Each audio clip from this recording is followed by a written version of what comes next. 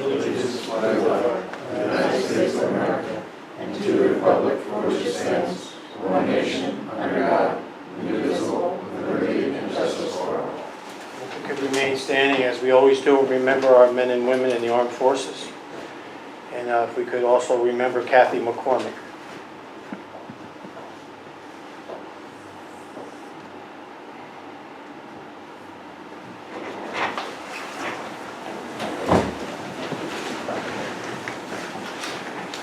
First on the agenda will be public comment on agenda items.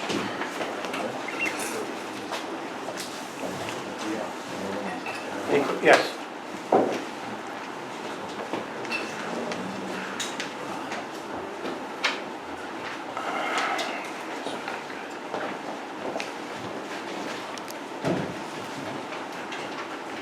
Michael Joyce, resident of the village.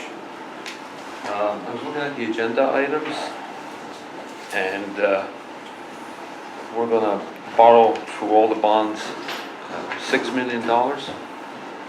And is that to cover our share, the village share of what we're going to get from FEMA? Right now, it's to cover projects that we have to get started before the check will come from FEMA, for which when the check does come from FEMA, these will be allocated towards those projects that FEMA is going to support.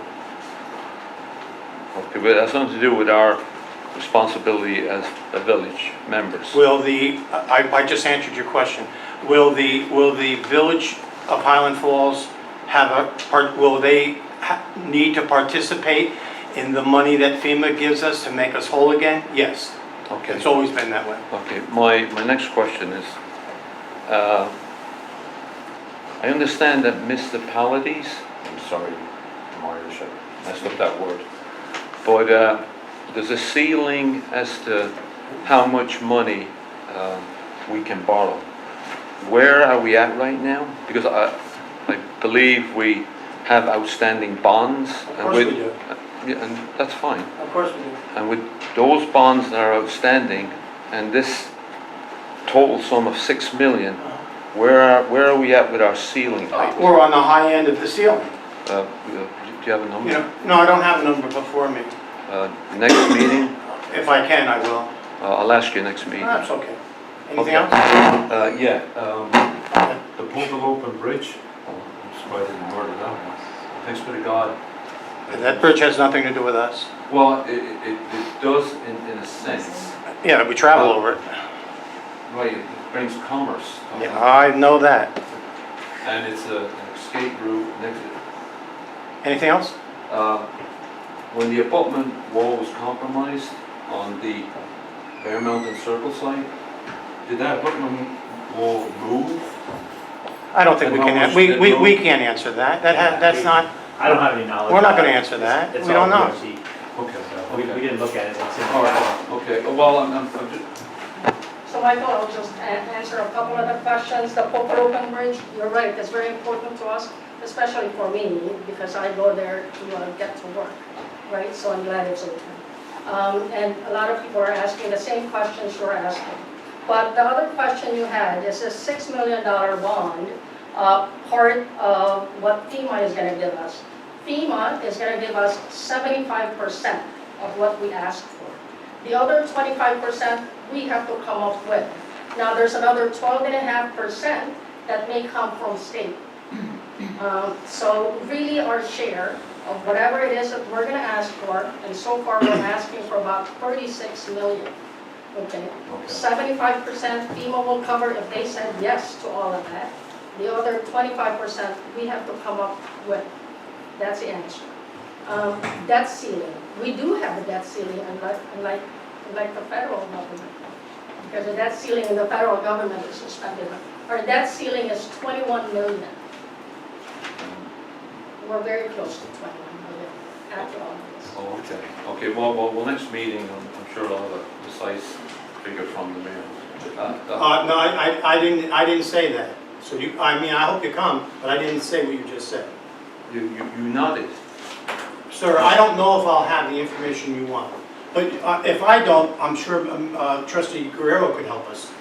Because she's, into the numbers as she should be. So let her give you the answer. One last question. 2 meetings ago, I asked about the filters. Were they in place before the storm, or were they still out being No. evaluated? They were not in place before the storm. They weren't- So the infrastructure of the water lines and everything got the full impact of the storm because there was no filters Yes, to guard them against it. no. No, that's not true. That's not If you don't- if you true. don't mind, I can. Go ahead, Todd. Go Yeah, ahead. so the storm event actually created a lot of turbidity with the water. All right, listen, because wrong information gets put out. If you could, Todd, stand over here, because they might have heard his question, but I want them to hear your answer. Okay, so the storm event that occurred on July 9th created a lot of turbidity within the actual surface water that comes down from up on 293 via the Highland Brook down to the actual water treatment plant. At that point, we have settling tanks and aeration tanks that actually pull a lot of that sediment out. The turbidity, which is the actual coloration and the amount of sediment that was in the water, was very high. It actually, we hadn't replaced the filters yet, which was actually good, because we would be doing it again if we had. But we're in a process now of working through getting those filters cleaned up through twice as many backwashes a day as we normally do. But we also have submitted to FEMA for those filters now to actually be replaced. And that's going to be looked at. They've already looked at it actually and kind of agreed to it, so we're trying to finalize that with them. So potentially the cost of those filter upgrade will actually be borne by the FEMA because of the storm at 75%. So it's actually, we're in a good spot because of the sport. If there's a silver lining because of the storm, that would be it. Moving forward though, we are still actively working to improve the water quality. The turbidity is gone now out of the streams. We keep getting these little storm events, I call them little, but they're actually quite large, just not as large as the one that happened on July 9th. That keeps putting additional stress on the water plant. But as of right now, the water plant is operating, meeting permit. There's no issues with that, but we do need to replace those filters going forward. Just one follow-up question. So because the filters weren't in place, I understand what you're saying. The filters are in place, were in place. They were always in New filters were not in place. place. Yeah. But the filters that were in place were operating at what percentage? At that time, Yeah. before the storm event, they were probably operating based on the Hazen and Sawyer report at about a 65 to 75% mark. Yeah. We're still meeting permit, but they're at a point now where they met their useful life and they need to be replaced. If we would have replaced them a month before the storm, we'd be replacing them again. So Right, but if we didn't let them go for 70 years either, which is not your fault, because none of us were around. If they were replaced within that timely fashion,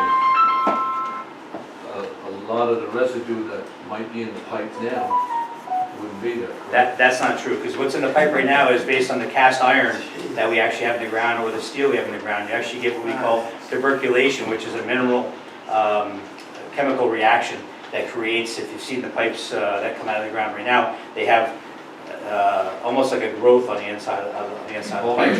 That's not from the sediment. I can't have a discussion, I gotta move on. Okay. Well, was that But thank you. So that one thing from the state, where we had that particle, where we failed that particle test a couple of months ago. The TOC. Thank you. That was from that growth. Nope, that is actually from the fact that your drinking water that comes in from the actual reservoir up on top is so pristine that we can't get 100% removal out of it because we're starting with such a good quality water with very little turbidity in it that we can't get it to a point where it actually improves it. It fits the formula. So we're actually banging up against the formula, which doesn't work. And we're having that discussions with the health department right now, and they agree with that. And that's why the health department even came down and did a press release with the village to say there's no issue with the drinking water. The TOC is usually an indicator of something else that's going on, but in this case, it is not. It's not. Thank you, Todd. Thank you so much. Let me move on. Thank you very much.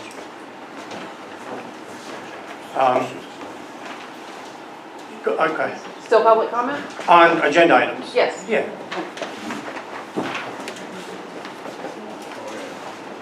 Hi, Diana Oaks, Roab. My comment and question really is about the first bond resolution for the $3 million to cover road improvements, related improvements for curbs, sidewalks, stormwater conveyance, etc. How soon can we view the plans for those so that we can have a public understanding of the timeline associated with those fixes? That's a great question. And the second part of my question, I understand 9W is not the purview of the village, right? It's a state highway. So my second part of the question is the cascading effects of 9W down into the village. What is the village doing on the record to help advocate for the residents of the village to get that fixed? Okay, so, one second. Tomorrow, I'm having a meeting here to discuss starting a road map as to what streets, what projects, water tank, that street, a gambit of items that were hit. So I need to come up with a road map. Right now, we're doing a temporary fix because we had to, more or less, and it's getting washed away every time it rains. And tonight, we're going to get hit with another storm. If it's what they say, the repair patches we did won't be there tomorrow morning. So it's important that we come up with the road map on what streets, what projects down the sewer plant, what projects down the high water plant, all over the village that we're going to do at pecking order, if you will. Doesn't mean things can't change either. As far as the runoff, there's 2 meetings being set up, and I'm so happy about it because I've been fighting it for 30 years. The 9W runoff water, DOT finally wants to meet about it. They want to meet about it. Imagine that. I could name politicians that are long passed away that you wouldn't even know their names that I've had up there. Been fighting it that long. And the same with West Point. A tremendous amount of water came from West Point. I'm not blaming West Point, I'm not blaming, I'm not. But we're going to sit down with them too on how we can work better together. Last time there was a flood, and I don't know the name of it, there's been a few different ones. I asked them for talking to my engineer if they would build what we call a retention pond. Yeah. And to hold back the water with a valve that would slowly be opened up instead of us getting it all at one time. And that's what happened this time. So I'm not sure that they paid attention to the Zories, we call them, that's what we call them up there, the little ponds, the retention pond. We have to have an after the event meeting, and we are. And we are. So I will report on both of those. Okay. Mayor, Okay. we actually had a meeting 2 Fridays ago with DPW, Deputy Garrison Commander, myself, Justin was at the meeting. We went up to West Point. We gave him 5 areas of concern.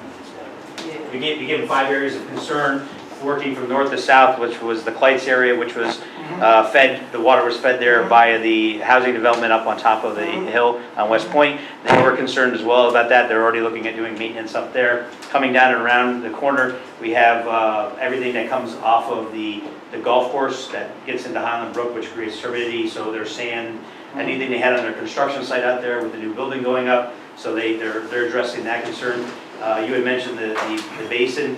If anybody knows where the old Pointer Echoes Motel was across the street from there, there's actually a fire break that goes back in. There used to be a large basin back in there that used to hold the water that came down off that peak, off the ridge, I guess it'd be, and delay it coming out on the 9W, which ultimately finds its way on Burns Avenue.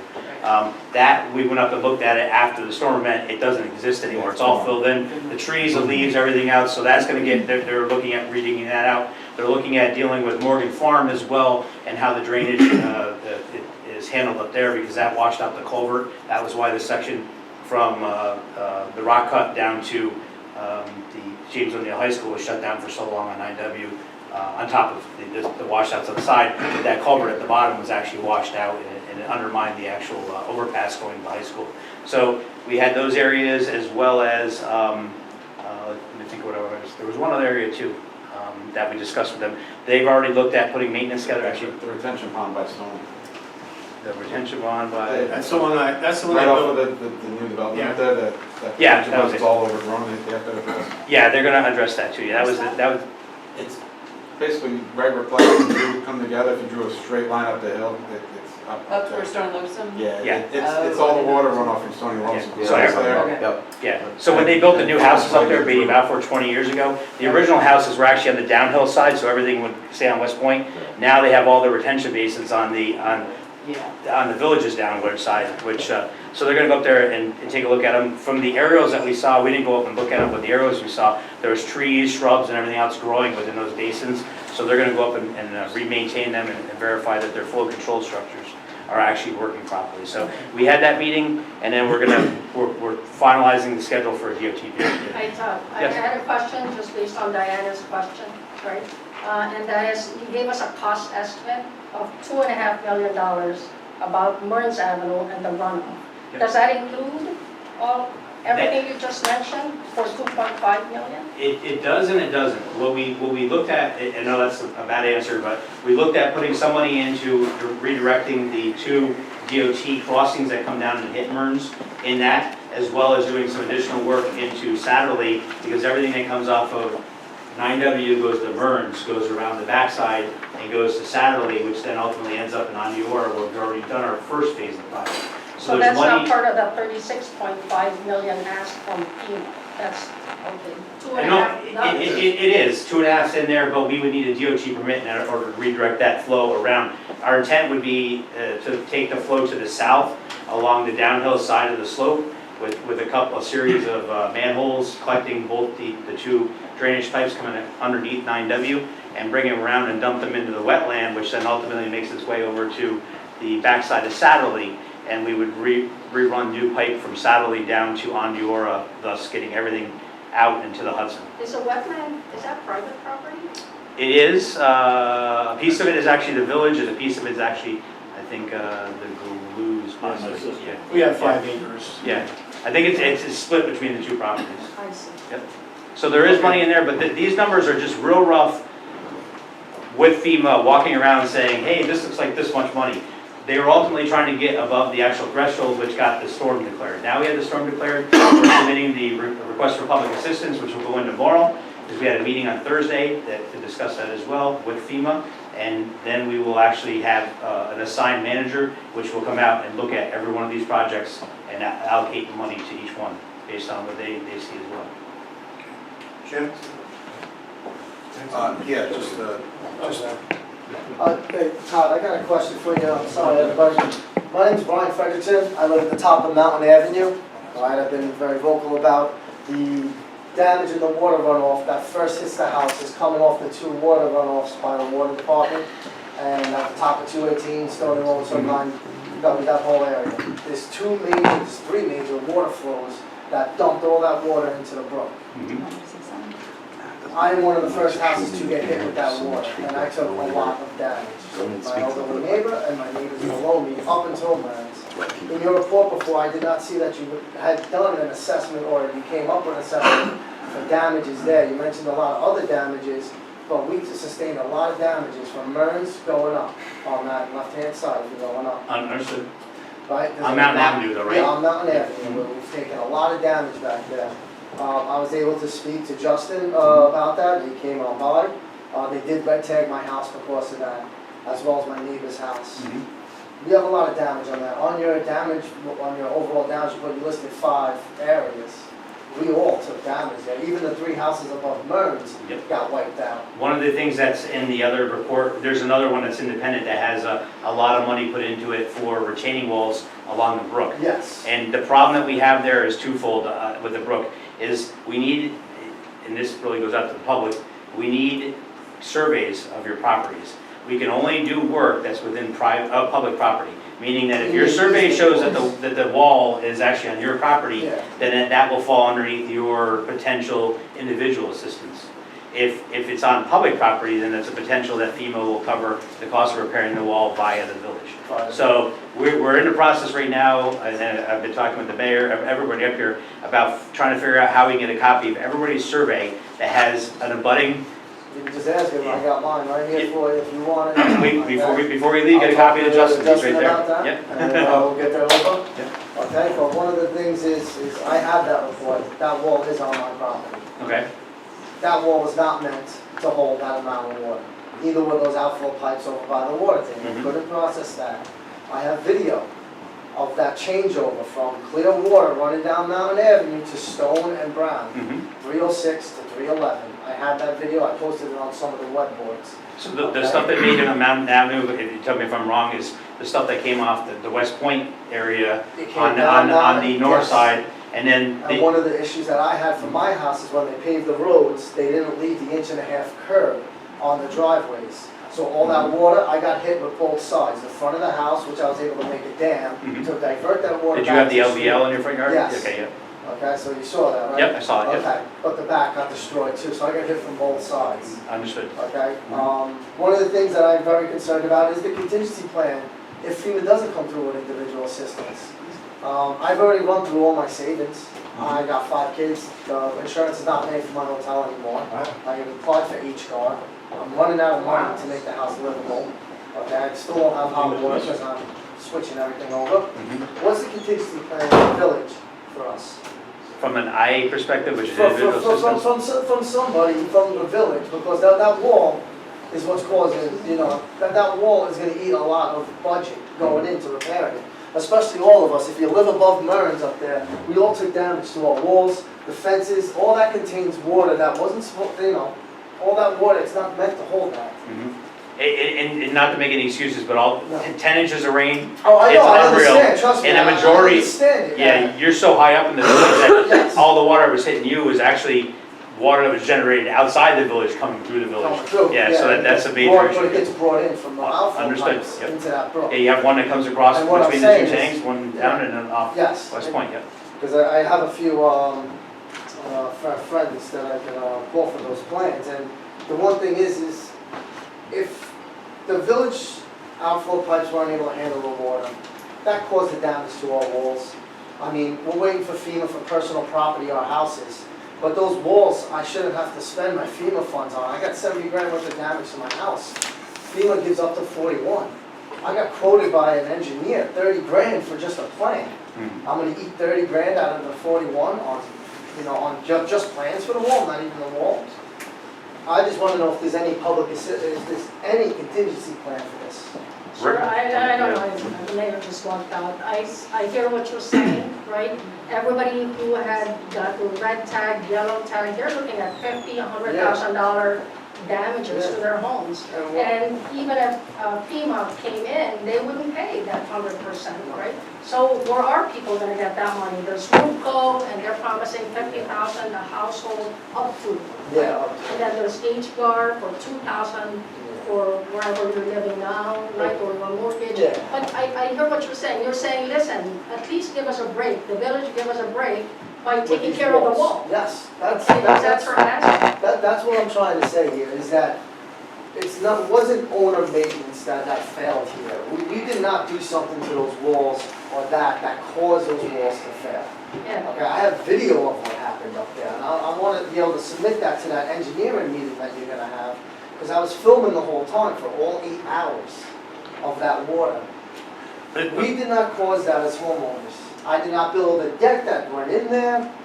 I didn't disturb the land or anything that would have affected that wall. I just wondered if there's a contingency plan with these funds that you're applying for, because I see we got $6 million here to fix these walls. I can tell you right now, my walls are an 80 grand job, easy. We went through this walls, no, hold on. I've said this to the engineer several times. Out of all the damage this village sustained, the biggest headache is going to be the walls. Why? Because some of them the village owns, that's why that money's in there. And they own the ones, especially back here behind the parking lot, and as you start to go up Mountain Avenue, and as you start to go up, it starts to get private. Surprisingly, some people actually own the wall across the brook from their I backyard. own up to the face of it. I know this because I've had to deal with this one other time from a flood with FEMA. And we had to get everyone's survey, and help was given back then on that particular flood. The homeowners along Mountain Avenue or on Fort Putnam Street where I live don't have the money for something like that. On top of everything else they're spending money on to fix so that they can go to bed at night. I understand. I know your property. Yeah, It hurts. it does. So it's a discussion we're having literally almost every day. I can't give you an answer, but I can tell you I know what you're saying, and I agree with you, and everyone up here probably does. Totally agree. But I also need the walls fixed. I need the walls cleaned out. It's like a bowling alley up there. If you go up, the noise that it makes. And these boulders are not rocks, they're boulders. They're slamming into the walls. Yes. And that's making the walls come down. Yes. There's a whole lot going on up there. From the storm, there was a lot of trees. When you come down Mountain Avenue, before you get to the first house, if you look in the woods there, there's debris piled up. I walked up there and I And you know. So we have a lot to do. We have a lot to do. Like I said, my main concern is if FEMA doesn't come through and decides to, not help the individuals, is there a plan, a contingency plan with the village? That's all I'm asking, if it's being spoken about or not. It's being spoken about a lot. Yeah, can I add something to that? Yeah. Sir, and So you, anybody, most people probably know who I am, but Justin Gold, I work for the engineering department. Another thing that we're working on now, it's not ready yet, but United Way reached out to us, it's a major charity, it's the state oversees it. They asked permission to start doing fundraising for us, and part of that funding, we're working on earmarking a percentage of it particularly for these walls, because it's known that it's a big problem. But unfortunately, we can't fundraise for one without fundraising for everybody. So there's going to be, we're working on getting a percentage for the walls, and then there's going to be a percentage for other structural issues for people, because those, in our opinion, are the most expensive things. So I can't, it's a charity and it's done by donation base, so we can't promise how much money we're going to get from it. It might be $500, it might be $500 million. It really depends on the donors. But that's going to be earmarked with, it's not going to be run by the village, but the village is going to have say on where the funds go. Can I ask something? I'm sorry. Yeah. I'm Brian's neighbor, and I know everybody's gone through the same. Sir, come on up, let me speak to the microphone. No, let me start about it, thank you. So I'm Brian's neighbor. We all have the same concern. That wall is all of our walls. So all the way down, that's going to cause a domino effect going down. He's at the top of the wall. His wall affected my wall. Our next wall is going to affect the next wall. It's going to go down. The reality is, if you need surveys, where's everybody going to the houses to everybody on Mountain Avenue and Burns Avenue requesting those surveys? We have not heard anyone come through and ask for that. That's what maybe you should start asking, because we just have no idea. You need someone in this town, not just us. If this is what you're requesting, you need to have somebody go down every homeowner down the thing, as a community, as a village, so that you can petition that together and know what you're dealing with. But at this point, I know all of you taking that walk down, another storm comes through, that wall is going to be a domino effect. As well as the land where the wall used to hold back. It's going to be a domino effect, and it's not just an owner thing. It's not me just him. As that dam's through, it's going to go and do more destruction, and that's what we want. Have somebody come by. If you know what you need. Just to let you know, we're actually working with the building department right now. They're pulling files from each one of the properties along Okay. the village, along the book. So, and then once we have a list of which ones we don't have, that's when we're going to go. Well, to be honest and earnest, Justin has been the only face I've seen come up who asked us about our house and what's going on. My thing is, who else is coming along asking those questions? Because there's other people affected different ways. So we're stronger as a community together. Get that message out. There's some people who don't go on Facebook. There's some people who don't have internet. You need to have a face-to-face conversation and visit some people's houses. Take that time, or delegate someone, even us, we'll do it. Go one-on-one to everybody's home to look at what's the reality. If you need the surveys, get the surveys from everybody. It's like, I know Cynthia, she's 75 years old, she works at the Burger King on Bay, she walks up and down that hill every day. She's not doing that. I gotta talk to her daughter in order to relay a lot of this information. She doesn't have a phone, she emails me. So like, nobody's really spoken to her about what's going on in the house. I moved everything out because Samaritan's person was there. All we're saying is that Justin was the only one, and that was 3.5 weeks after the storm. and we haven't heard anything. It was only There's no news crews. paperwork. That's If you what guys I say you spoke need to. something, there's no paperwork. If there's no paperwork, it's not set. Something you guys gotta keep in mind is Thank you. the extent of the damage that was done was so broad that most of you who were in the room know I was the incident commander for this, so that's why I'm speaking up. But the extent of the damage was so broad that you gotta do a triage. You gotta start with the worst of the worst. Like the poor guy on Murns who has no foundation left. We gotta go see him right away. As you guys know, I've been to both your houses personally, and I've made sure FEMA came to both your houses personally, because I'm aware of the damage not only to your wall, but to the damage that was done to your home. Unfortunately, FEMA isn't interested in walls because it's not, you don't live in the wall. If the wall affects the structure of your home, now it becomes an interest to them. So I didn't necessarily go to everybody's house, but everybody's house that was articulable, that wall was affecting the structure of the home. For the most part, we've met, and if we haven't, it's because nobody made me aware of the wall. I have been on both sides of that stream. I'm very familiar with the giant sinkhole across the street from you. We made contact with all these people, but something you have to keep in mind is, as frustrating as FEMA is for you guys, it's 1,000 times more frustrating for us, because the entire board will tell you, you ask them a question, nobody gives you an answer. I've been working with them personally. I pulled strings with the county to get attached to them, to drag them around, and we upped our number exponentially. The mayor's gonna bring that up later. Yeah. But the efforts are being made. You gotta remember, your house, all the yours are the most important to you. But as a group, you have to work from hands down the most dangerous worst, and then I work back. understand, it's just Yeah. shouldn't So it be is, you going everybody's in the around. process, but we're also working on getting answers for these questions. Like, what do we have to do to fix the walls? What do we gotta do? Right now, the most important thing, in my opinion, is dragging FEMA's butt all through this place to try and get them to give us this money. Because that's make or break for this whole community, in my opinion. You know, And we do have a $6.5 million ask from FEMA just for 5 retaining walls. Most of it is along Brooklyn, Highlands Brook. Yeah. So that's $6.5 million on 5 walls. So I get it, I know what you're saying, listen, what about our wall? Well, But also, I don't think it's just our Another wall. wall. Yeah. but I just also think folks, if you have that information, let us help you get that information. If you're saying that you need a survey, what the honest opinion Get it. is we know we need surveys so we can take responsibility if there are. But right now, we're working so diligently trying to get FEMA to jump in and take care of some of this. We're trying to get other government organizations to take care of this. And every day, things are developing, we're getting more information. But it's very difficult. I know you work on the federal level, you know how the federal government works. You know, everything takes, you know, it's only important to them.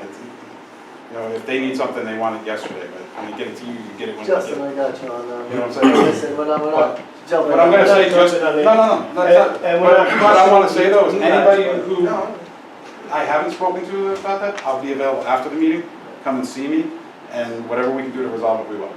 Okay, let me move on. I definitely want to. Just real quick, I'm just getting that those at home can't hear anything on channel 23. Is there any way that the volume can be adjusted so those at home could listen, or Everybody's got to come together here.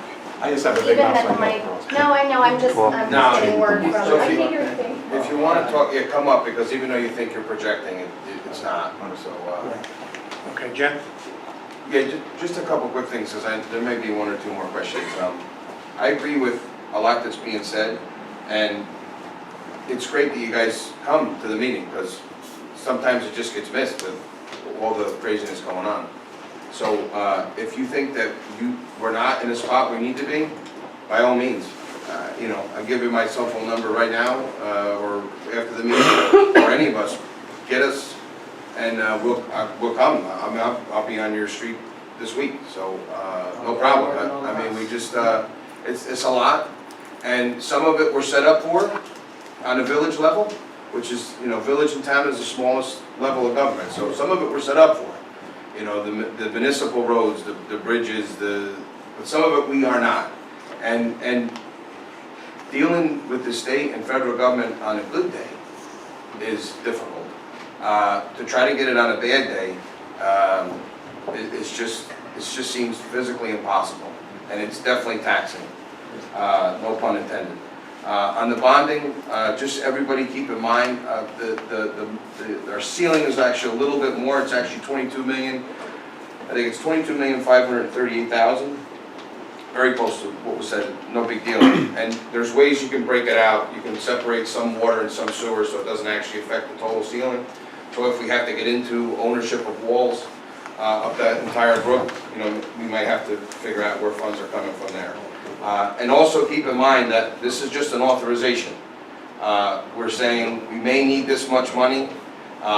It doesn't mean that we're pulling, the money's going out the door tomorrow. We're just authorizing it for now. Every expenditure will come in front of the board, in front of the public, and we'll talk about it and see and hear about it. So I appreciate, because information is, we need it. So. Anyone else? Okay. We have before us bills and claims for fiscal year 2023, 2024, $473,700.18. The bills were reviewed downstairs. Motion. Motion, is there a second? Second. You have it? All in favor? Yes. Opposed?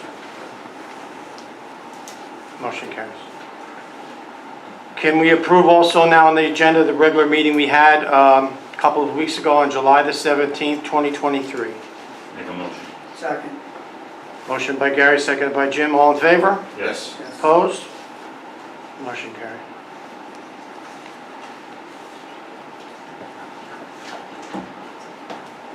Okay, storm report. We kind of just had it. But just a few updates.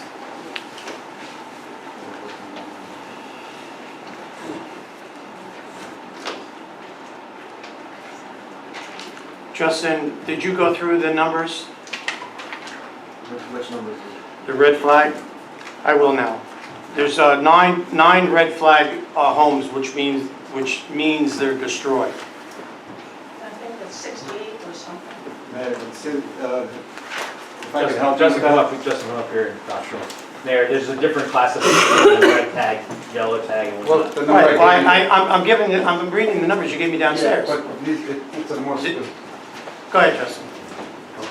So, these numbers that are the declarations from FEMA of what they feel the damage levels are. So, originally when we first started this, we were declaring them as either reds or yellows, which red was highly damaged and yellows was needed work, but you could still kind of stay there. So, when we break this down, the first half is going to be reds and then the second half is going to be yellow. So the first half is, there was 9 houses they considered destroyed. They're completely unlivable.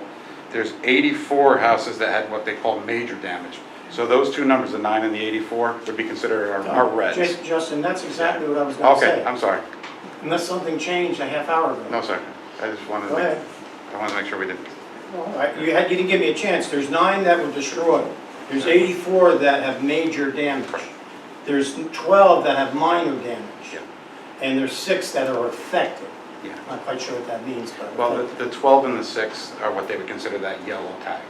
That they're, So that's a lot of livable homes and for Hollow fixable. Falls. That's a lot of homes. yeah, And FEMA knows it. yeah. Those numbers are confirmed through FEMA. Yeah, these are the numbers that the county gave me that are the FEMA approved number.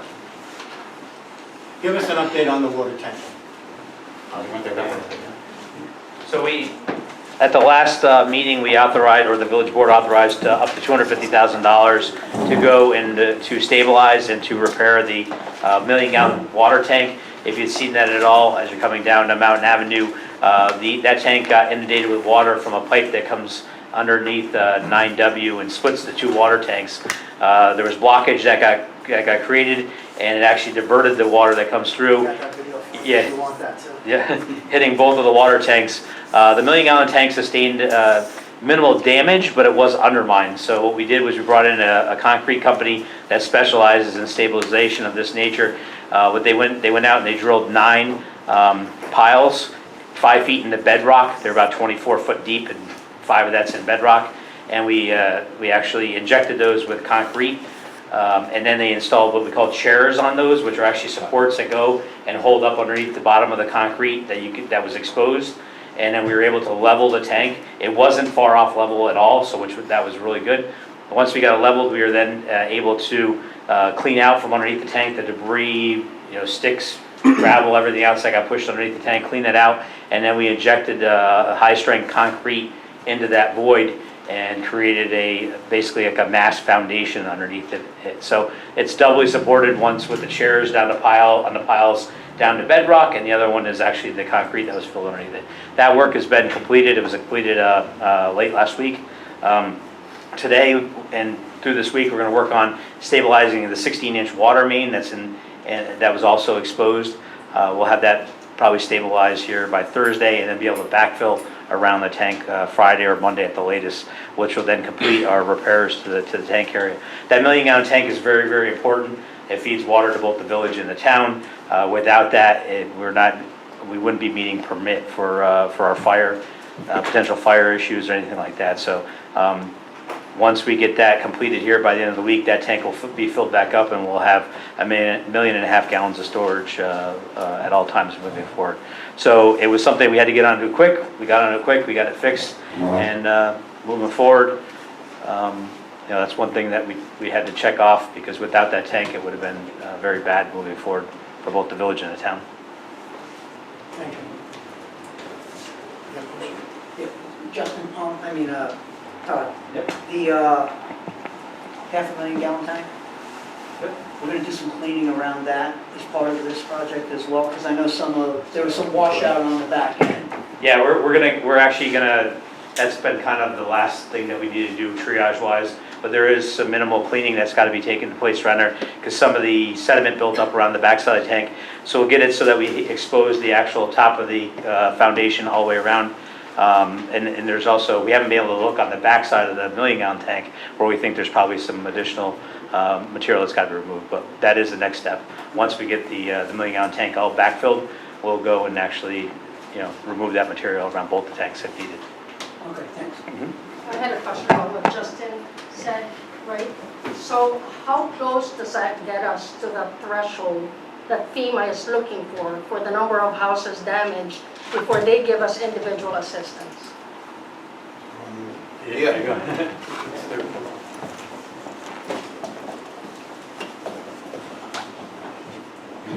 The honest answer is, I don't know. They won't give us that kind of information. They called and told us that originally we were declined, and that's why I went out last week and dragged them back through again to achieve a number that they've considered to be enough. And I feel like we did very well. We worked very hard. We got a lot of houses added to the list, but I can't give you a definitive answer. When are we going to find out, do you think, definite answer to that? Because this is really what's important to the people here. They're hearing this 36.5 million, but it's really for municipal. It helps all of us. It's for the community. But they're wondering, how are they going to come up with $50,000, $100,000 to fix their houses? What I would recommend to anybody is call any representative that you can, that'll listen to you and state your case about this, because it's only my opinion, because nobody gives you a clear answer of, it's like for our roads and stuff here, we had the X amount of millions before they would consider us. So that made it very clear cut. We knew what we needed. For personal, they never really give you, and even they don't give you an answer about that, and they don't even really give us a clear understanding of how their rating system is. Because in my opinion, I feel like we had a lot more homes destroyed than 9. And I've done construction a long time. But their criteria says it's 9, and they're the last say on it. So I feel very good about the FEMA. I think we gave it a really strong shot, and between what we did here and what Cornwall has, in my opinion, I feel like we're close or there, but I can't say anything definitive because they won't give me an answer yet. So, we'll move on, but the person to call, look, you can call Schoolfish, you can call Ekis, you can call the governor, you can call Steve Newhouse. There's many people that you can call. The one that, if I was going to call one and one only, I would call our Congressman Ryan, because it's federal. FEMA is federal. So let's put the pressure on there versus an assemblyman out of Albany. let's call Congressman Ryan. So that's what I would ask you to do. Okay, paint cans, I see a lot of paint cans. They're not being picked up. So the rule with paint cans before the storm, and now even since the storm, is still the same. You're supposed to take the lid off the can and let the paint dry. Once it's dry and hard, they'll take it. But I see a lot of paint cans. There might come a time where we're going to have to change that rule. But right now, if you have paint cans outside to be picked up, take the lids off and let it start to harden. And then sanitation is supposed to pick them up. So, Joe, real quick, so in those paint cans, once you open them up, if you have cats and you have old kitty litter, you dump that in there, that helps it harden a lot quicker, just so you know. Good. All right, you know, the village employees are still working on cleanup. You see them all day long, I'm sure. And residents are, of course, still doing cleanup. So you can continue to put what items you have to discard on the sidewalk, and they will be picked up as soon as they can. With FEMA, as mentioned a couple different times today, we're starting the paperwork with them, and we're tracking all costs. I have a large folder downstairs that everything goes into it that is storm related. I mentioned the meeting with West Point, I mentioned the meeting with DOT. Justin, you mentioned United Way. The Samaritans pulled out yesterday or today, and I think that everyone knows, amazing group of people. Just an amazing group of people that helped us out. And down the road, they'll be thanked in a different kind of way. We had a meeting with FEMA on August the 3rd last week. Hour and a half Zoom meeting and an hour worth of questions. And it was for a briefing for the applicants, which we are an applicant. There's no decision been made on the 12.5%. I think I heard that in the town they said they were getting the 12.5%. I'm not I hope they do, and if they are, then we will too, but I just have not gotten the word on that yet. There's no word on it, right? No. Todd, we have till August the 16th to, is the deadline for public assistance, although we have ours in. Well, ours is going in tomorrow. Okay, tomorrow. And then we have 60 days to submit changes. That is correct. And additional projects. We know a year from now something's going to pop up. That will be obviously storm related. Tomorrow, you're meeting with the insurance company. The village has a $1 million policy that covers some items that were damaged, and with a $50,000 deductible. So we'll have $950,000 there to spend on some of these projects that we have found so far. Isn't that just sewer and water projects? It's very specific. Yeah, It only covers certain things. Yeah. Correct. It's very specific. That we have to go Right. through. That's right. First. Bog Meadow Road, most of us don't travel up there, but was taken out and fixed. And a storm came by and took what we fixed out. And I want to thank Trustee DeSalvo. He had gotten Mount Hope. I don't even know how to get to Mount Hope. He got Mount Hope to come here, and they redid the road at no cost. Their trucks, their equipment, their men, their time. Thank you. I think I had said this at the last meeting, but all the local, in Highland Falls only, all the local bridges in Highland Falls have been inspected and they're safe. A couple of them need along the side work done, correct? Correct. A little filling. But the bridge is safe. Yes.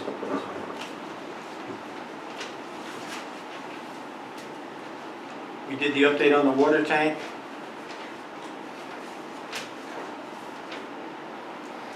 For the board to know, for the public to know, we have $191,000 left in the American Rescue Plan. That was money given to different municipalities for I forgot what they called it already. What was it? COVID. I couldn't think of COVID. The CARES Act. So all communities, we had gotten 391, we used 200 of it for stormwater down in Ondura Park. And we still have about $189,000 left from some folks in here, especially the young people who won't even know who I'm talking about. But Sue Kelly, so many years ago, was our congresswoman, and DOT is holding $189,000 of our money that she earmarked for Holland Falls. So we're going to go after that.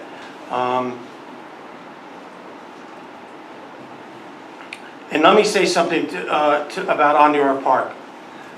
If we did not bond and spend the money to fix the storm drainage in Ondura Park, there's no question that if that had not been done recently, that when you go into Ondura Park and go to the right, you would have had no homes there. You would have had no homes. From there, down till you get to the backside of the circle, there would have been no homes. So thank you, Todd, for designing that. Justin, thank you for taking care of the project on a daily basis, 8 hours or 9 hours a day, not 5, not 4, not 7. Okay? But thank God that was in place. Thank God that was in place. As I mentioned another meeting not long ago, we have maybe I'm adding it up quick, $120,000 in CHIPS money. CHIPS money is we get every year from the state, and it's for paving.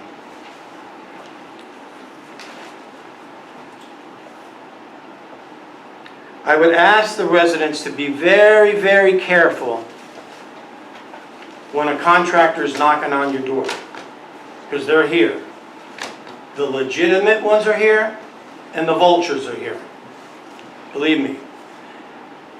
And you know, when you have a lot of damage and you have a lot of anxiety, and I'm looking at you, I don't mean you for this one, but you're old like me, and you're scared, and a guy comes knocking on your door, I can fix your whole house up for $20,000, just give me 10 right now to get started. That's a scam. Please, if you think, call the police department. Jason, are you still over there? Yes, sir. You have no problem with anyone calling, right, to check out a company? Please call. Okay. Please call the police department if you have any concerns about the legitimacy of a contractor. Okay.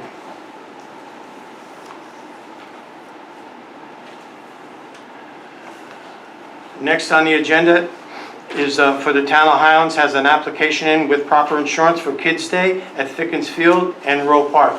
Thickens Field does not belong to the village, but we can give them permission for Rowe Park with a live DJ, and I would ask that we waive the fee for the live DJ as part of the motion. Motion? Is there a second? Second. Second. All in favor? Yes. Opposed? Motion carried.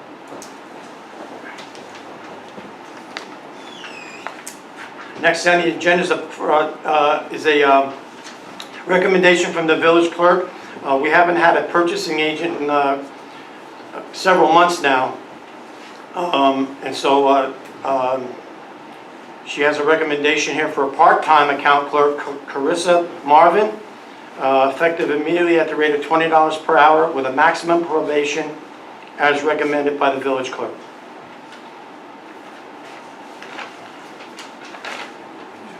Okay? Or not? Okay. Could we have a motion to bring in Carissa as a part-time employee for purchasing clerk? Make a motion. Account clerk. Motion by Gary, is there a second? Second. Seconded by Jim DeSalvo, all in favor? Yes. Opposed? Motion carried.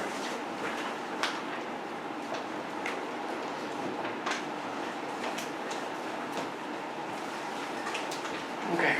Next on the agenda is to approve a bond resolution of the Village of Holland Falls, New York, authorizing the issuance of bonds in the principal amount not to exceed $3 million to finance the construction of road improvements, including related improvements to curbs, sidewalks, stormwater conveyance, retaining walls, and other necessary work in connection with the damage caused by excessive flood water resulting from the July 9, 2023 storm event, stating the estimated maximum cost thereof is $3 million and appropriating said amount for such purposes. You have it before you. Take a motion when you care. Elise, have you seen these? You okay? Yeah, of course, okay. You doing each one individually? Yes, Mr. Mayor? yeah. I'll make a motion for the first one. And I'll second it. Motion by trustee Ramus, second by trustee DeSalvo. May I have a roll call? Trustee Guerrero? Yes. Trustee Ramus? Yes. Trustee Phillips? Yes. Trustee DeSalvo? Yes. Mayor D'Onofrio? Yes, motion carries. Thank you.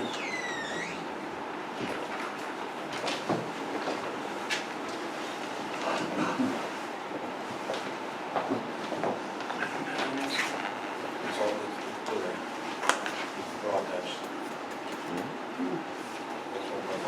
Okay. Okay. All right, the next one is a bond resolution of the Village of Highland Falls, New York, 2023, authorizing the issuance of bonds in the principal amount not to exceed $1,500,000 to finance the construction of improvements to the village water system in connection with damages caused by excessive flood waters resulting from the July 9, 2023 storm event, stating the estimate maximum cost thereof is $1,500,000 and appropriating said amount for such purpose.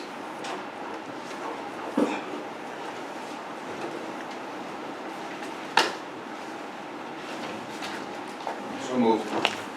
Trustee DeSalvo, is there a second? Second. Second by trustee Phillips. Roll call.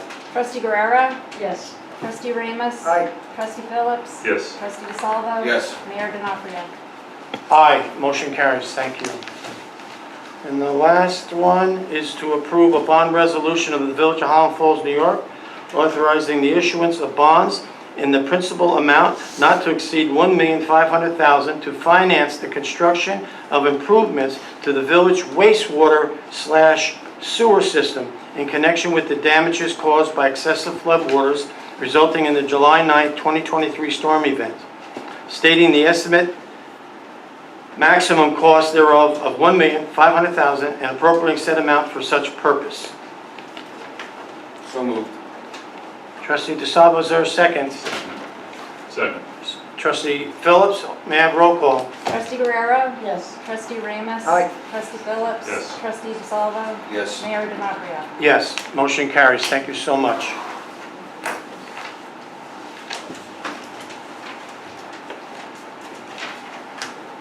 Public comments.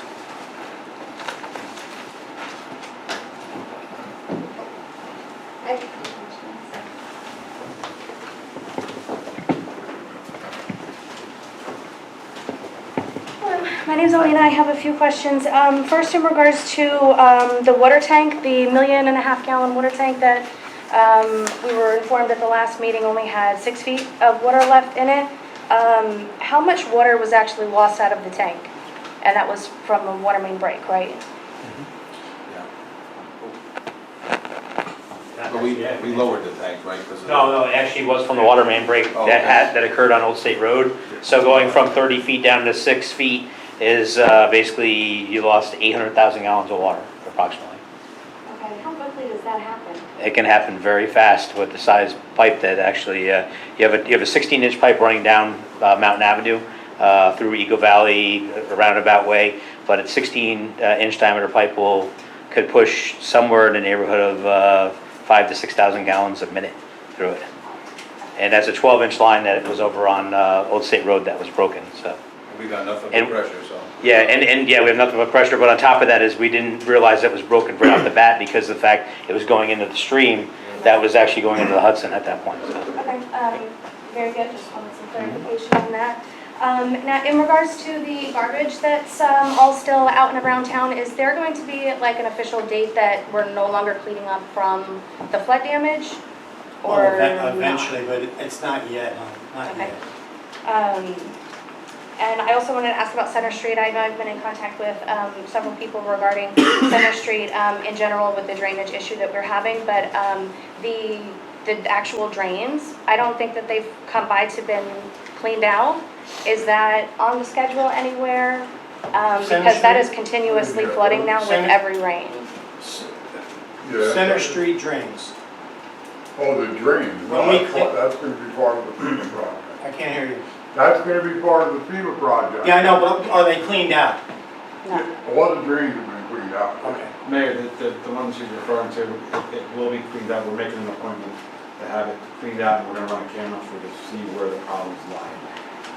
I'm asking because with every rainfall now, that street is flooding and I'm getting water into the front of my I think they were up building. there- They were up there the other day. Yeah. I'm just awaiting a confirmation of a date for them to come in. They know it's a high priority, but I have to get a vacuum truck and a camera truck at the same time. Oh, you're doing all at once? But it- Okay, understood. I'm just awaiting the confirmation. Okay, very good. A couple more things, just with all of what is, I've been to Roe Park Pond a few times lately, and I don't know if anybody's been there. Is there something going on with the pond? I feel like it's like smaller every time I go there, and we've been getting so much rain. What's going on up at the pond? I'll answer this again too. So everything that came down off of 9W that came across through Mearns actually made its way, a majority of it made its way into Roe Pond. So we actually have $2 million is what's been estimated to actually dredge Roe Pond and to adjust the levels and also the perimeter of it, because you're right, it has over the years, it's creeping inward and it needs to be brought back out to where it should be, because that is, for the remainder of the village as you're going downhill, that is one of the control points for the stormwater that should be in place. And every time it gets filled in a little bit more, it creates more flooding issues and downhill there. So we do have that. FEMA did confirm that they are in agreement that needs to be dredged, and that's a part of the packet that was submitted to FEMA. Okay. And we're keeping it low as possible, Yes. because I was just wondering. every time you turn around, Where's the water? there's 3 inches of rain in 2 hours. Okay, and just a couple other things, I'm sorry to take up so much time. The ShopRite truck that is parked on Main Street, I know that it was supposed to be taken away on Friday. Is there an update on That that? has nothing to do with us. I'm sorry. Okay, well, everyone's aware that it is backwards, right? And that's, I think Sally, it had water, it no longer has water, so it's empty, right? It's empty, the call was made for it to be picked up. Another call was made this morning, which they said they were going to let me know. okay. So it's ready to go. I'm just highly attuned to traffic situations because of what I've been through, but I just know I see people veering out into the other lane yeah. to be going Yeah. around it Yeah. because it is Yeah. not correct. And last thing, and I'll get out of your hair, just probably unrelated, but the telephone pole that's in front of Sacred Heart on Cousins Avenue, I hate to tell you I'm on it, because I'm not on that pole, but I'm on it. is That's a it one to be disgrace. put up, or it was taken down and is waiting to be hauled away, or There- what? that- So John, I was up when the one came down up on Cousins, and I asked O&R about that pole. O&R says it's not theirs. No, it's Verizon's, I knew that, it's Verizon's pole. So I'm trying to get, it's a disgrace, for a couple reasons Yeah. that I have. Okay, that's all. Thank Just you. cut it up and take firewood. We were going to use the word 4th of July. We're gonna use it for the It's grease probably pole. treated, Grease but- pole. Oh, my God. Yeah. All right, thank you. I thank you for bringing that up.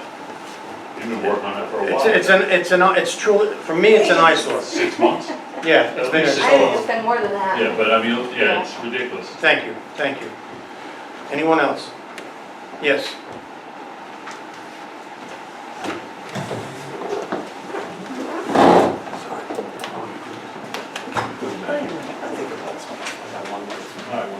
We're done, I'm a resident, but anyway, with the amount of money that we've allocated tonight, $6 million. Now, stormwater is always an issue. Being on the planning board, it's totally an issue. We did a lot of work when Jimmy was chair of the board with respect to Mearns Avenue, and we did actually get $500,000 worth of work completed on that point in Mearns Avenue. You sure there's only 2 pipes that are coming across 9W on Burns Avenue? There's 3, but the Yeah. 2 that are on the Okay. farther side are the ones that, You got the one on Fotz's property, you got the one on the property that we well, were that working one's on a on. pipe though, that one's the stream that comes down the hill. It comes out of a 24-inch pipe. Correct. The next one down comes out of 24-inch pipe. So what, they plan on making some kind of a dam going down there to carry that water down? No, they're looking at trying to connect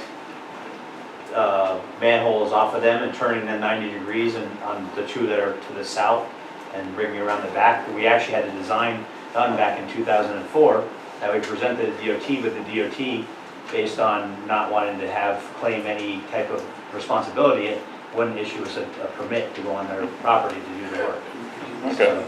All right, and also with respect to stormwater drainage, because that's what we're basically dealing with here, is we're allocating money to bring road work, curbs, walls, etc. This gentleman has talked about his walls. Are we doing improvements along with that, or are we just bringing it up to status quo? In other words, if we're going to rebuild something, we're going to rebuild it better so that we have better drainage, so that we have storm water that's going to be moving along Yes, and outletting into the river, yes. or are we going to, actually have the same thing that we had before the storm? Can I answer that question actually? Absolutely. This is a very good question, and we had this discussion with FEMA. Yes. The money that FEMA gives you is supposed to return the property, the public property, back to the way it looked on July 8th. So the storm event happened on the 9th, we're supposed to put it back to what it looked like on July 8th. There is a way, a mechanism to go after what they call mitigation. I'm sorry. You go after mitigation, and that's what we're pushing for as part of the numbers that you see here is pushing to say, okay, putting it back to the way it was is not going to help because the next storm that comes through is going to be an issue again. So there.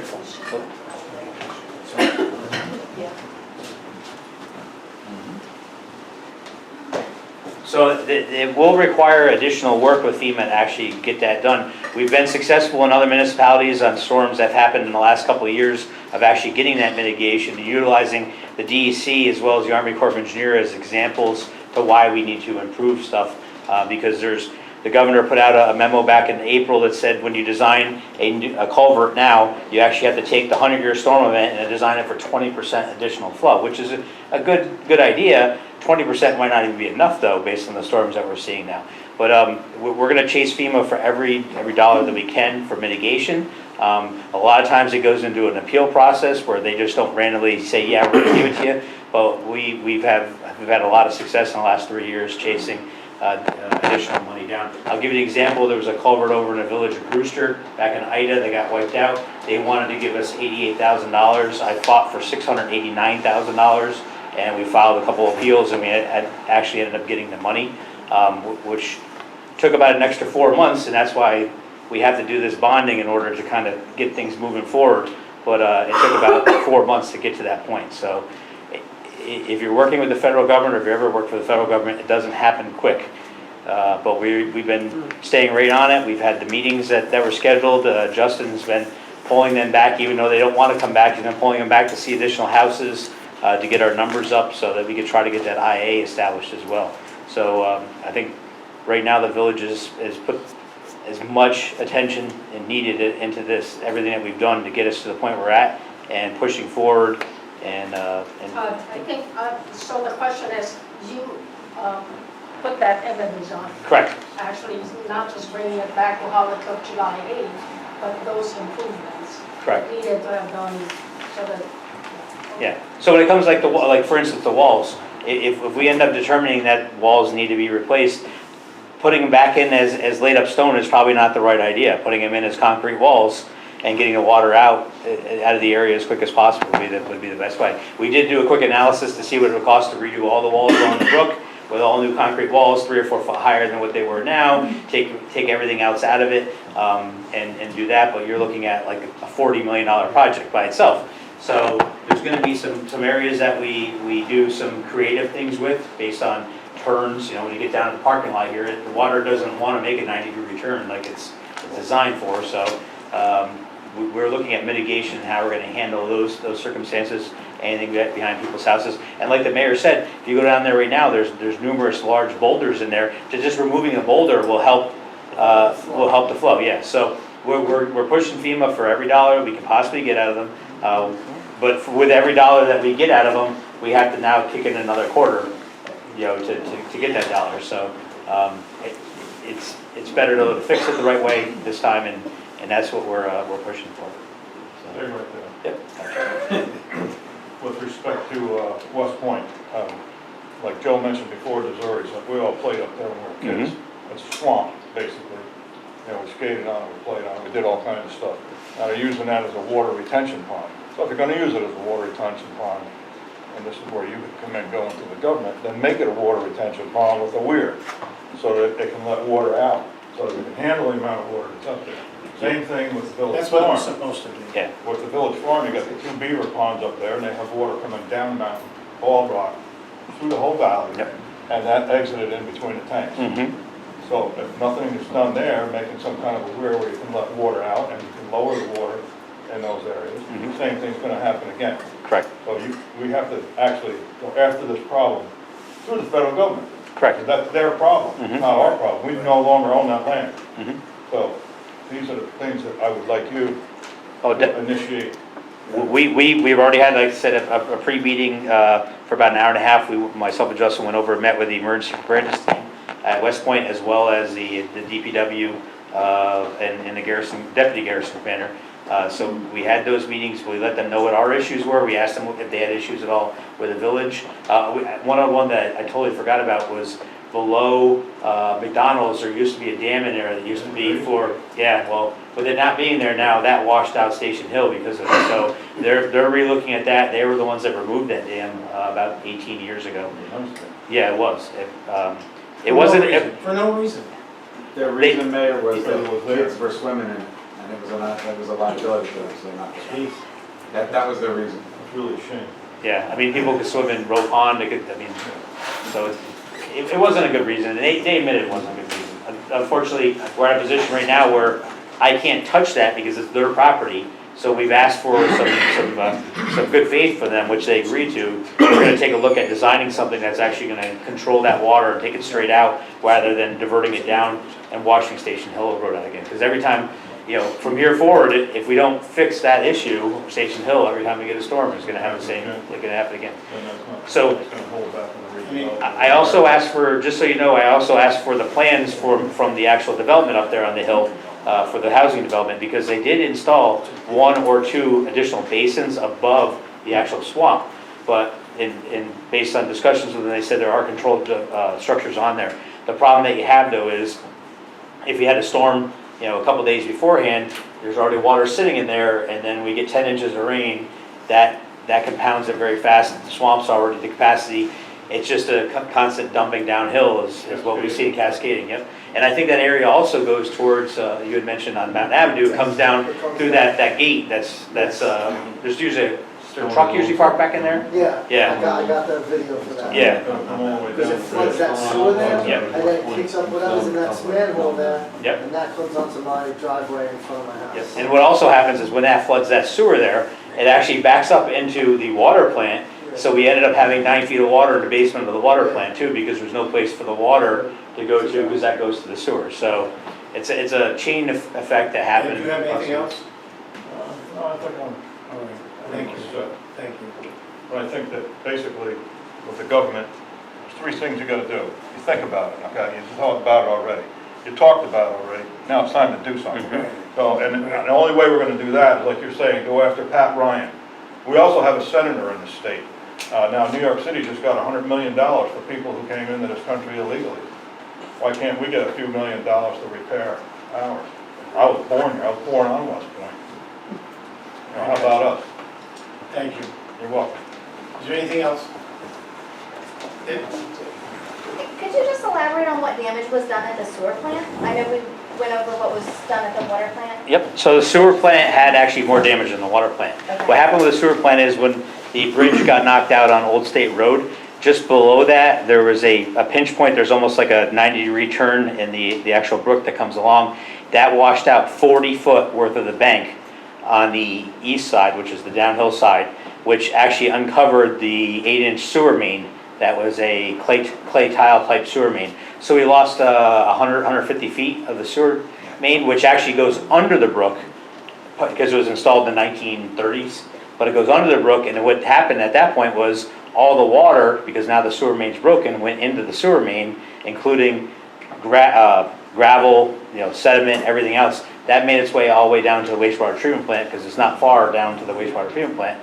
And what we ended up having, because we couldn't get to the wastewater treatment plant to turn it off, we ended up having every piece of our process equipment along the line in the wastewater treatment plant now has sediment, gravel, and everything else built up into it. So we have damaged flights, some more of the technical stuff, but there's the actual equipment in the plant, there's a lot of damage to it. And we have a tune, I think Melanie, is 8 million that's on there, yeah.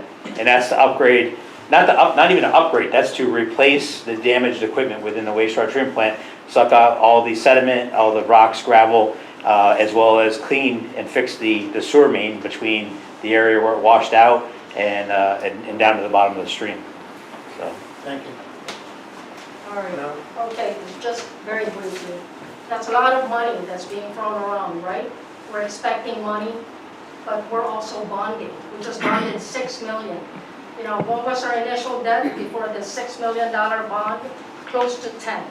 So between 9 and 10 million is our current debt now. So that brings us up to 15 million, okay? And then we have the on-the-Ora water, Cragston water main project. That's out to bid. That's for about 3.6 million.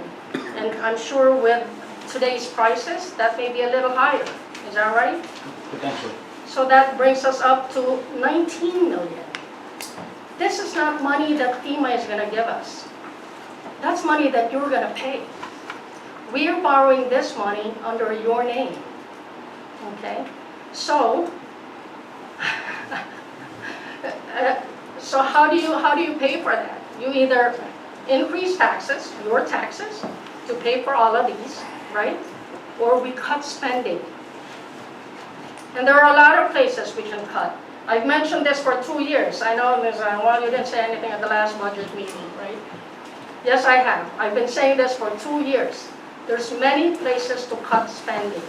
Just this $6 million bond is going to increase our debt service by, what, $200,000 a year? Something. Okay, I don't have the actual number. And that's just paying for the interest, okay? Interest on this bond. We haven't paid for debt we borrowed 20 years ago. We refinanced it twice. We did a second refinancing last year. So how are we going to pay for this? Increase your taxes or cut spending. That's what the dissolution movement was about. I hate to mention it again because it's a dead issue. Okay? You don't need 2 police departments for Fort Montgomery. You don't need 2 DPW. You don't need a local dispatch. 85% of the Orange County municipalities is just on Orange County 911 dispatch. That's it. They don't pay for it. But we pay for ours for $500,000 a year for having our own local. So that is something you have to think about. This is not free money. We just bonded $6 million under your name tonight. Okay? All right, so building department. I do have an important announcement. Bob Livesey decided to waive the building department application fee for people whose homes were damaged by the storm. So that's a good thing. The center is having their, and the Tana Highlands Recreation Department, Ann Molina, Aaron Falk, they're having a Senior Citizen Appreciation Day on Wednesday, next week at Richie's Little Place. So if you need information about that, just ask me, and I'll tell you how much it costs. And lastly, the American Legion Auxiliary monthly meeting is also coming up. It's at the American Legion, September 13th. Jimmy? Yeah, so a lot of the sewer plant was talked about. We really don't need to get into that too much, but Friday's storm did increase the flow out of there. We all know it's because of people putting their sump pumps into the sewage. Right now, we really don't have a choice, but if you are getting your sump pumps fixed as part of this disaster, if you could make arrangements to have your plumber make them go outside to the street instead of in the sewer, that will save us money.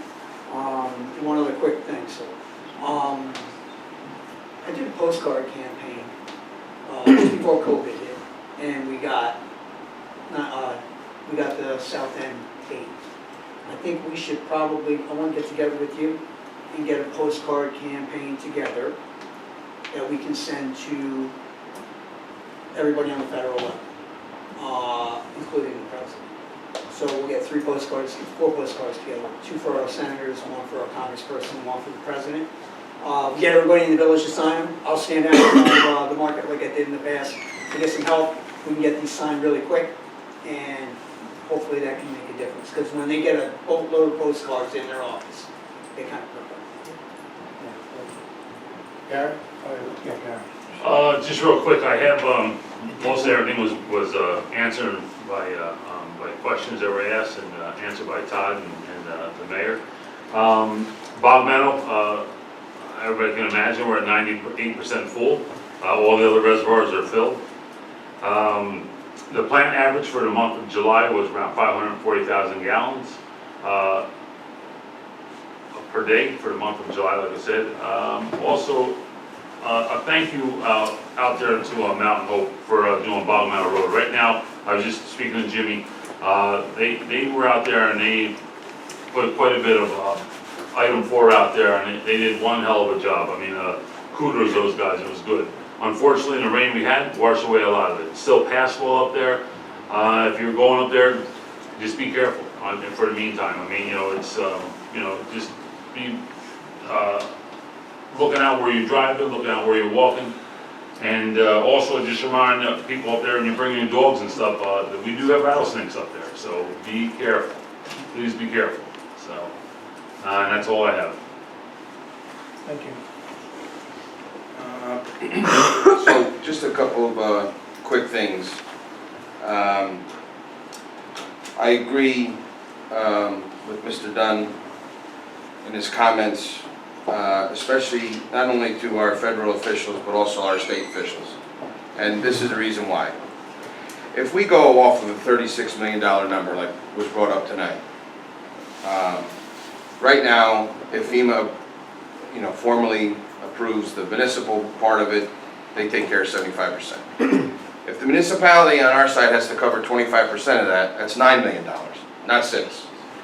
So right now, the state has not issued, as it was stated in the paper, I think last week, it's not accurate. They have not picked up the 12.5%. If they pick up the 12.5%, we're really on the hook for approximately 4.5. So keeping in mind that we authorized 6, and you have to understand the money for the budget comes out of 3 pots. So only one pot affects direct taxation, which is your property taxes, which is the $3 million. That's the main property tax line, is the general fund. And then the 1.5 and the 1.5 is water and sewer. So those are your water and sewer bills that come out twice a year each. So hopefully, as we get down the road, the state wakes up, and I highly recommend that if we're going to also contact our federal representatives, that we do contact our state representatives, because it's fantastic that we get them down here to help out with, handing out stuff and all the volunteer stuff, and I think that's fantastic that they come down. But we jokingly have said every time we saw one in town, I hope you brought your checkbook, because that's the reality of it. As we continue to peel off layers of this onion, because in some degree it stinks, because nobody was planning on authorizing $6 million of additional potential work that we have to do. It kind of stinks. So I highly recommend that if you do have a representative knock on your door, whether it's local, state, or federal, hey, thanks for coming by, we appreciate it. When are you going to send an email to the governor to sign off on the 12.5?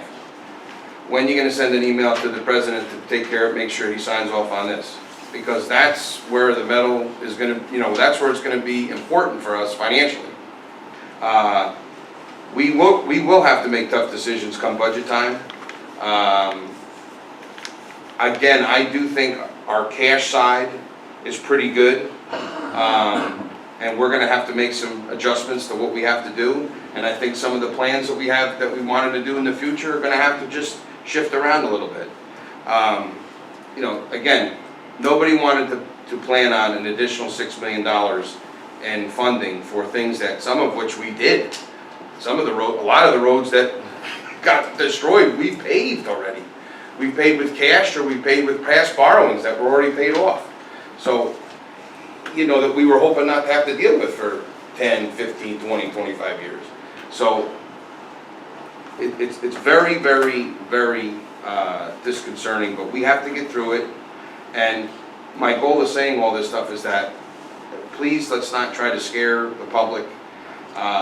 Factual information is fantastic, but, you know, let's not make it eerie with, you know, dark clouds, no pun intended, and just, let's try to all get it together. Again, if we miss something, if we don't know something, hit us over the head if you see us on, you know, not physically, but hit us over the head if you see us on Main Street, or pop into the Village Hall and say, hey, we didn't see anybody down here at this end of the road for a few days, so we'll try to get there. Justin works, Todd works, we pay for the village, so they're our representatives too. Again, we want to be at every house that we can be, so those are my comments. Thank you. The last thing I'll leave everyone with is, I want to, on behalf of the board, say to the Highland Falls Fire Department that they did a good job